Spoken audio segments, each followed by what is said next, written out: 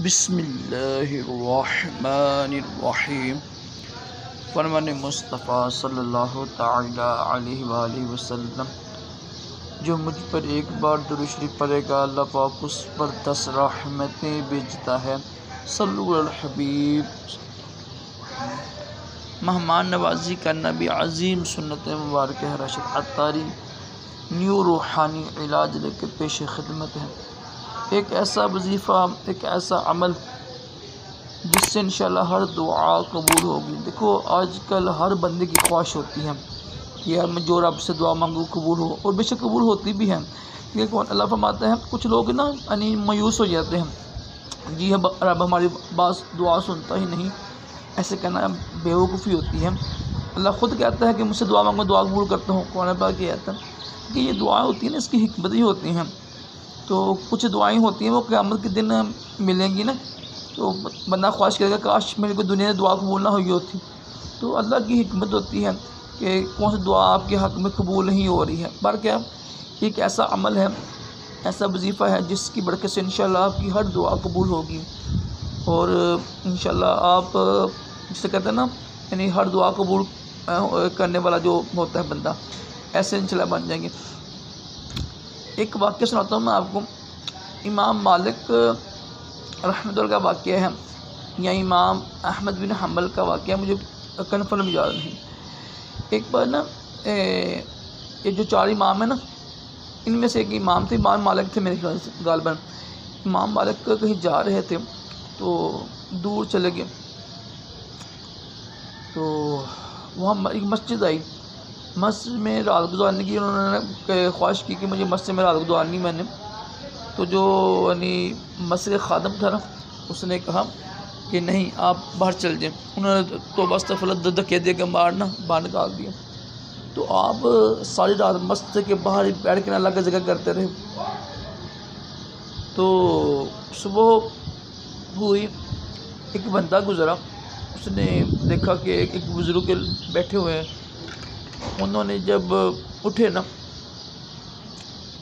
تو انہوں نے پہچان لیا، نہیں جب امام مالک رحمۃ اللہ اٹھے نا تو ایک شخص کو دیکھا، وہ صرف ایک ہی لفظ پڑھ رہا ہے، ایک ہی لفظ پڑھ رہا ہے، استغفر اللہ استغفر اللہ استغفر اللہ استغفار یا استغفر اللہ، ایک ہی لفظ ہے، استغفار استغفر۔ آپ نے پوچھا کہ اے بندے تم ایک ہی لفظ کیوں پڑھ رہے ہو؟ تو اس نے عرض کیا کہ میں نے رب سے جو بھی دعا کی ہے نا، جو بھی رب سے دعا کی ہے الحمدللہ میری دعا قبول ہوئی ہے جائز، اور یہ استغفار ہی کی برکت سے ہے۔ ہاں ایک دعا قبول نہیں ہوئی ہے، میں نے دعا کی تھی یا اللہ پاک جو امام مالک ہے نا یا امام احمد بن حنبل، ان دونوں میں سے ایک امام تھے، ان سے میری ملاقات ہو جائے۔ تو پھر وہ امام فرماتے ہیں اے بندے تمہاری وہ دعا بھی قبول ہو گئی ہے۔ میں بھی سوچوں کہ میں شہر بشہر کیوں چکر لگا رہا ہوں، حالانکہ کوئی کام بھی دیتا ہے۔ یہ تمہاری دعا کی وجہ سے ہی تو ہے کہ میں اس مسجد سے اتنی دور آیا اور پھر آپ سے تم سے ملاقات ہوئی۔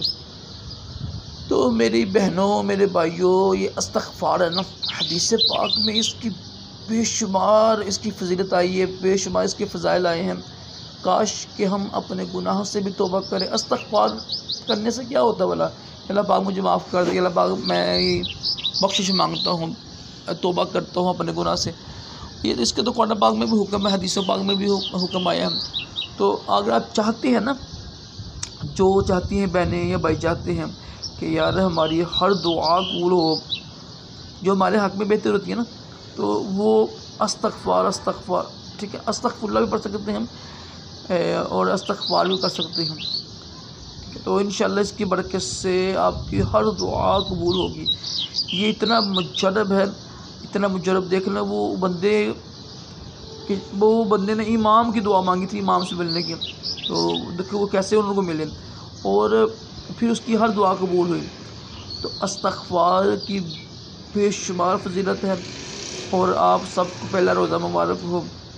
الحمدللہ پہلے ساری کر میں ویڈیو بنا رہا ہوں۔